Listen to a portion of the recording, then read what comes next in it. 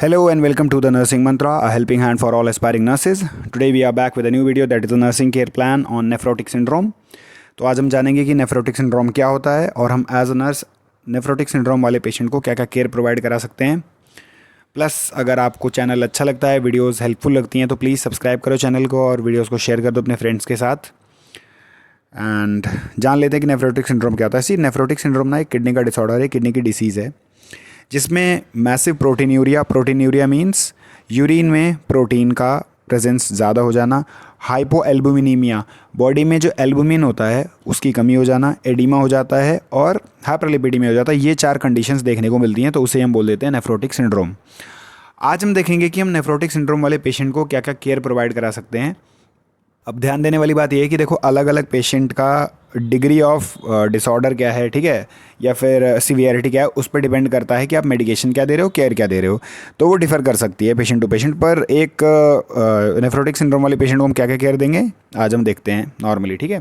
सबसे पहले patients identification data जो आप फिल कर सकते हो खुद से, फिर उसके बाद आता है सोशियो इकोनॉमिक स्टेटस, फिर उसके बाद आता है हिस्ट्री कलेक्शन जिसमें हम बनाते हैं फैमिली चार्ट, इसके बाद आता है फैमिली ट्री। फिलनेस, हिस्ट्री ऑफ इलनेस में हम क्या देखेंगे, हिस्ट्री ऑफ इलनेस में हम देखेंगे past medical history, past surgical history, present medical history and present surgical history, ठीक है।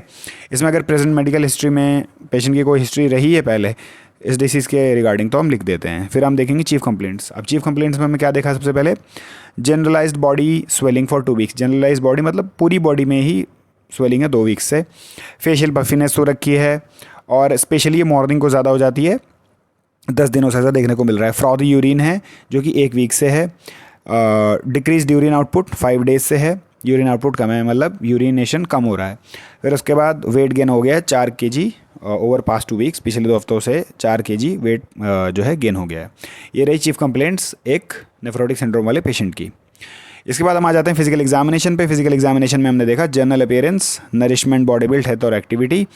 भाई नरिशमेंट मॉडरेटली नरिश्ड है, बॉडी बिल्ड एवरेज बिल्ड है, हेल्थ अपीयर्स क्रोनिकली इल, क्रोनिक इलनेस है, एक्टिविटी लेथार्जिक है, मेंटल स्टेटस में कॉन्शियसनेस प्रेजेंट है, conscious है, ओरिएंटेड है, और लुक्स क्या है, टायर्ड और एंशियस अपीयर हो रहा है।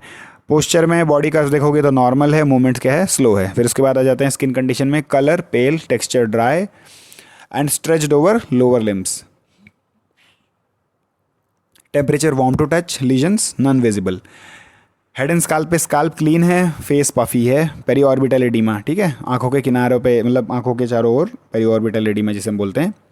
इसके बाद आइज़ में eyebrows normal, eyelashes normal, eyelids swollen है, आईबॉल्स नॉर्मल पोजीशन, कंजक्टिवा पेल, स्क्लेरा एनिक्टेरिक मींस कोई जॉन्डिस्ड नहीं है, जॉन्डिस का कोई साइन नहीं है। Pupils equal and reactive to light हैं, लेंस क्लियर है और विजन ओकेजनली ब्लरिंग होती है, ठीक है। सब्जेक्टिव कंप्लेंट है मतलब पेशेंट खुद बताएगा कि भाई ऐसा होता है, कभी कभी ब्लर दिखता है मुझे।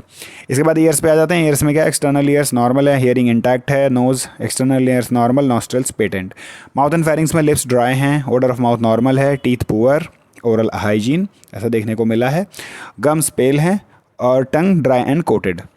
फिर नेक में आ जाते हैं। फिर नेक में क्या है, lymph nodes not palpable, thyroid glands not enlarged, range of motion full and painless range of motion है।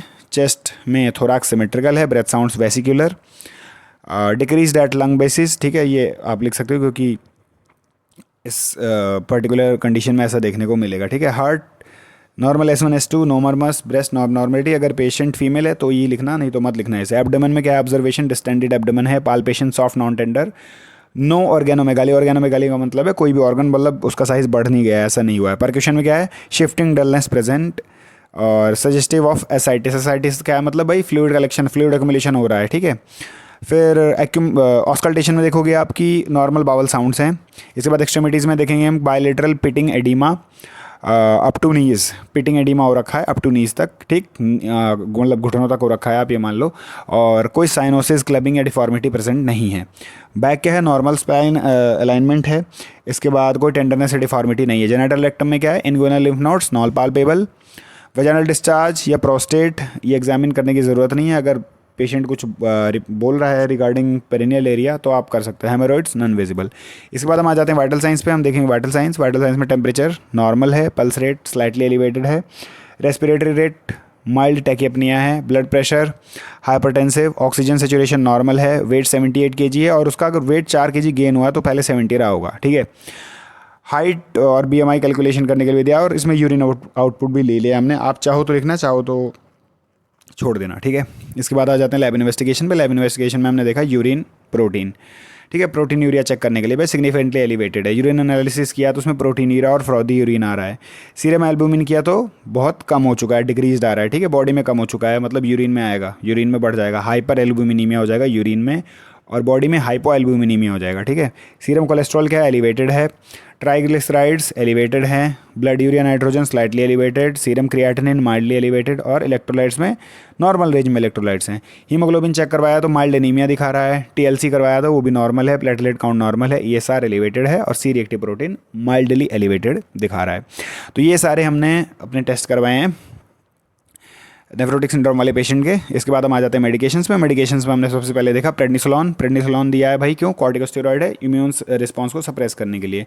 फुरोसमाइड दिया है, लूप डायरेटिक है, ताकि बॉडी में जो मतलब फ्लूइड एक्युमुलेशन ज़्यादा हो रहा है वो निकले बॉडी से। फिर उसके बाद इलानाप्रिल दिया है, ACE इनहिबिटर है, ताकि प्रोटीन यूरिया और उसे कम करे और ब्लड प्रेशर को कंट्रोल में रखे। अटोरवास्टैटिन क्यों दिया? स्टैटिन जो होता है वो एलिवेटेड कोलेस्ट्रॉल के केसेस में दिया जाता है, ताकि एलिवेटेड कोलेस्ट्रॉल जो उसको लो किया जाए, क्योंकि हाइपरलिपिडीमिया भी हो रहा है ना।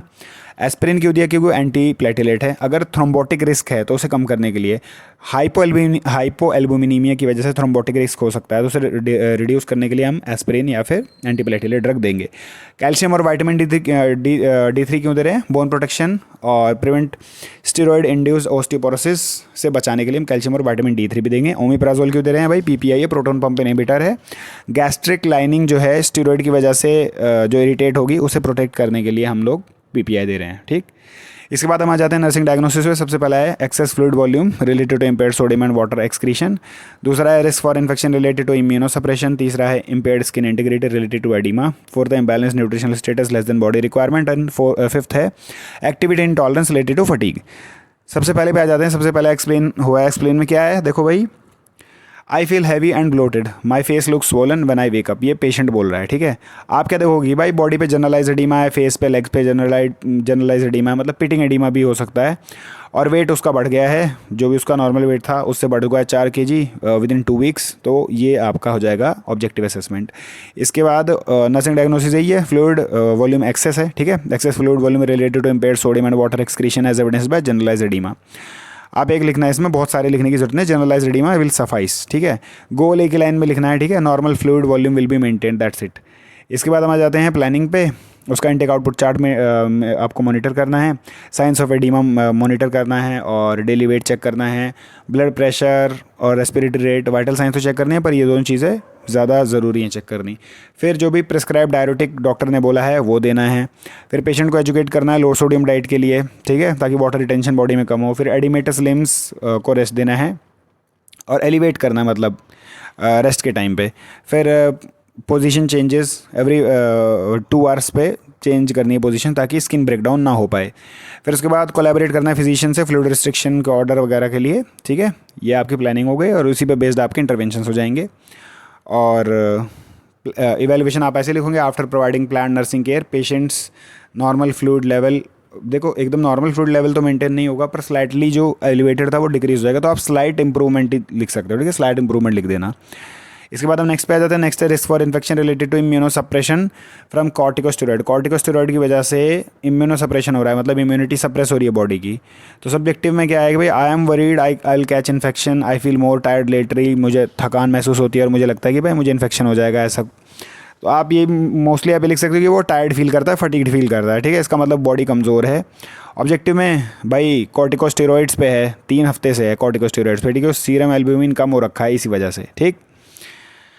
तो इन्फेक्शन होने के चांसेस ज़्यादा है, क्योंकि इम्यूनो सप्रेशन हो रहा है, बॉडी का इम्यूनिटी सिस्टम सप्रेस किया जा रहा है ड्रग की वजह से, तो उसे हो सकता है इन्फेक्शन। तो प्लानिंग में हम क्या करेंगे भाई, उसका टेम्परेचर वाइटल साइंस चेक करेंगे, रेडनेस स्वेलिंग डिस्चार्ज देखेंगे, WBC काउंट CRP रेगुलरली करवाते रहेंगे उसका, strict hand hygiene aseptic techniques को मेंटेन करेंगे जब उसे केयर देंगे, क्राउडेड एरिया में जाने के अवॉइड करेंगे, ठीक है। जो इन्फेक्शन वाले मतलब जिन्हें इन्फेक्शन है या फिर कोई प्रॉब्लम है उन्हें जो है मिलने से मना करना है, ठीक है। High protein nutrient rich diet देनी है ताकि इम्यून फंक्शन को सपोर्ट किया जा सके। कॉर्टिकोस्टेरॉइड डोज जो है उसे मतलब उसकी ड्यूरेशन और उसका जो डोजेज है उसे भी आपको हेल्थ केयर प्रोवाइडर से डिस्कस करते रहना है। अगर वो टेपर डाउन करने को बोलेगा तो टेपर डाउन भी कर सकते हैं, ठीक। इसके बाद ensure patients environment is clean and disinfected regularly, आपकी प्लानिंग हो जाएगी और इवैल्यूएशन भी इसी पे बेस्ड हो जाएगा, ठीक है। इसके बाद आ जाता है इम्पेयर्ड स्किन इंटीग्रिटी। अब देखो इम्पेयर्ड स्किन इंटीग्रिटी जो है ना, प्रायोरिटी वाइज ही आप दूसरे पे लिख सकते हो और रिस्क फॉर इन्फेक्शन आप तीसरे पे लिख सकते हो, जैसे भी आपको सही लगे, ठीक। Impaired skin integrity related to edema and stretched skin as evidenced by tight, dry skin over lower limbs. Subjective data में क्या आएगा? My skin feels tight and itchy. It hurts when I move my legs. ठीक, ये patient बोल रहा है। Objective data में क्या आ जाएगा? Oedema present in both lower limbs. भाई आप देखोगे कि दोनों लोअर लिम्स में एडिमा प्रेजेंट है, तो ये ऑब्जेक्टिव डेटा में आ जाएगा। फिर प्लानिंग में उसके स्किन कंडीशन को रेगुलरली असेस करते रहो, स्किन को क्लीन और ड्राई रखो, माइल्ड सोप का यूज़ करना है, वार्म वाटर का यूज़ करना है, ठीक है। जो भी प्रिस्क्राइब एमोलिएंट्स दे रखे हैं उसे एरिया पे अप्लाई करना है जहाँ पे भी ज़्यादा मतलब एडिमा हो रखा है, अप्लाई करना है 2 बार एटलीस्ट। फिर रिपोजिशन करना है पेशेंट को हर 2-2 घंटे पे, ताकि प्रेशर रिलीव होता रहे उस एरिया से, मतलब प्रेशर रिलीव होता रहे। लोअर लिम्स को एलिवेट करना है ताकि डिपेंडेंट एडिमा रिड्यूस किया जा सके, ठीक।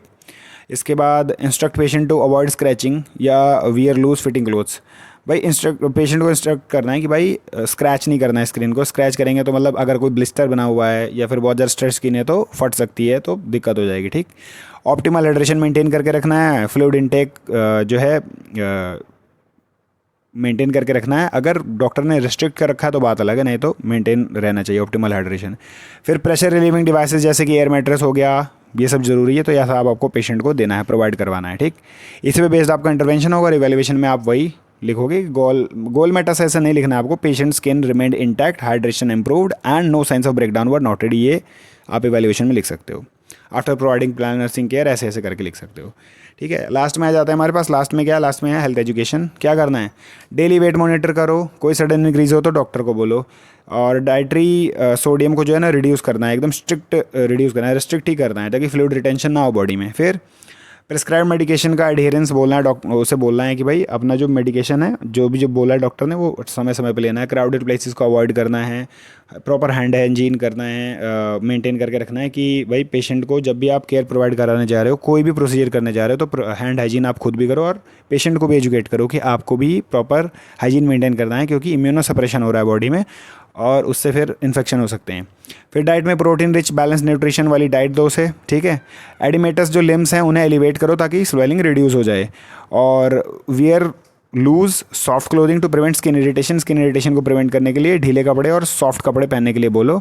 और वही ये फॉलोअप मेंटेन करके रखो, और लॉन्ग टर्म इफेक्ट जो स्टेरॉइड का है उस पर भी ध्यान देते रहना। अगर कुछ ज़्यादा दिक्कत आ रही है तो आप डॉक्टर से कंसल्ट कर सकते हो। So that's all about nursing care plan for nephrotic syndrome. अगर आपको कुछ समझ ना आया तो let me know in comment section, और अगर आपको वीडियोज़ अच्छी लगती हों तो please subscribe our channel and share it with your friends, and for more such videos stay tuned.